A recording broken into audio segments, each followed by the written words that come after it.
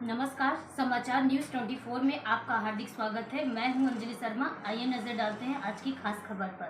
और मेरा यह मानना है कि हम किसी व्यक्ति की क्वालिफिकेशन से नहीं, उसके अनुभव का लाभ इस सदन के माध्यम से जब लेते हैं तो हमारे लिए बहुत प्रभावी होता है, बहुत महत्वपूर्ण होता है। उत्तर प्रदेश की इस विधानसभा ने, विधान परिषद ने लगातार इसमें चर्चा चलाई, दिन हो रात्रि हो, लगातार ये चर्चा चलती रही और लोगों ने विकास के बारे में इन मुद्दों को रखा।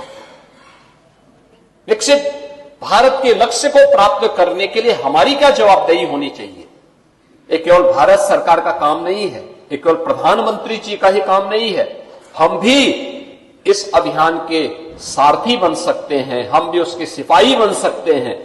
और उस अभियान के साथ जुड़कर चर्चा हुई और मुझे बहुत अच्छा लगा कि पीठासीन अधिकारियों के इस सम्मेलन में भी इस प्रस्ताव को पारित करते हुए प्रभावी ढंग से इसको आगे बढ़ाने के लक्ष्य के साथ विकसित भारत की परिकल्पना को साकार बनाने की दिशा में किए गए प्रयासों को एक सार्थक गति प्रदान की है।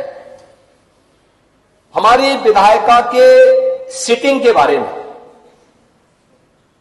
देखिए, अब तो यूपी में तो कोई दिक्कत नहीं है, यहां हमारी सदन की कार्रवाई बहुत स्मूथली चलती है, बहुत अच्छे ढंग से चल रही है।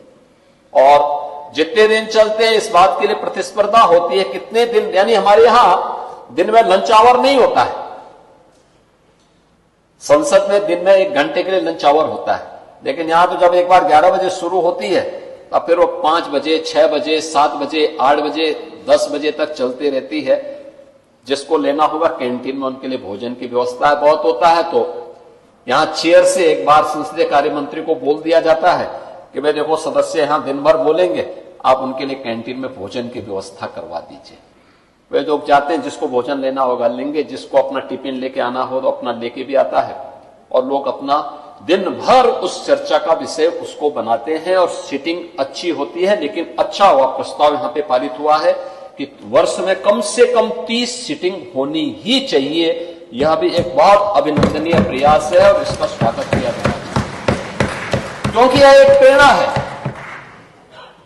यह केवल हमारी संसद और विधानसभा के लिए ही नहीं है, हमारी लोकतांत्रिक संस्थाओं के, अन्य संस्थाओं के लिए, नगर निकायों के लिए, ग्राम पंचायतों के लिए, जिला पंचायतों के लिए, हमारे क्षेत्र पंचायतों के लिए भी एक नई प्रेरणा है, एक नई प्रेरणा है। टेक्नोलॉजी के इस युग में हम अपने आप को पीछे नहीं छोड़ सकते। यहां से जब सरकार के सामने आया कि ई विधान होना है, पार्लियामेंट का भी आग्रह था कि ई विधान होना है, हमने कहा इसमें देर नहीं करनी चाहिए, एकदम लागू करिए। और मैं धन्यवाद दूंगा माननीय अध्यक्ष जी को कि वो स्वयं आए थे उसके उद्घाटन में, और यहां पर ई विधान के रूप में उत्तर प्रदेश विधानसभा ने भी और उत्तर प्रदेश विधान परिषद ने भी आज इसको क्या पेपरलेस विधानसभा के रूप में ही नहीं, अब यूपी में पेपरलेस कैबिनेट भी है, पेपरलेस बजट भी है, पेपरलेस सब कुछ भी है। और सदस्य खुश, बहुत अच्छे ढंग से वो लोग इसको उन्होंने अप्रिशिएट किया। शुरू में थोड़ा उनको दिक्कत थी, लेकिन अब लोग आते हैं, आसानी से पूरी प्रक्रिया के साथ जुड़ते हैं। आप सोचो ना, कितनी हमने कागज की बचत की है, कितनी वनस्पतियों को हमने काटने से रोका है, प्रकृति का भी और पर्यावरण का भी संरक्षण किस रूप में किया है। ऐसे टेक्नोलॉजी से हमारा जनप्रतिनिधि भी अपडेट हो, इस मुद्दे पर भी यहां पे चर्चा हुई है और उसके लिए भी उनके उचित प्रशिक्षण की व्यवस्था। ऐसे जो 6 महत्वपूर्ण प्रस्ताव हैं, ये अत्यंत महत्वपूर्ण है और मैं इसके लिए आप सभी, यानी माननीय अध्यक्ष लोकसभा जी का, माननीय उपसभापति राज्यसभा का, आप सभी माननीय पीठासीन अधिकारियों का इस बात के लिए हृदय से अभिनंदन करूंगा कि यह एक नई प्रेरणा है और इस प्रकार की प्रेरणा समाज को आगे बढ़ने के लिए, हमारी हर उस लोकतांत्रिक संस्था को आगे बढ़ने के लिए एक नया प्रेरणा और प्रकाश होती है, जो भी जनता के द्वारा चुने गए जनप्रतिनिधि के रूप में विकास की एक धुरी बनते हैं। उस दिशा में एक नया प्रयास है।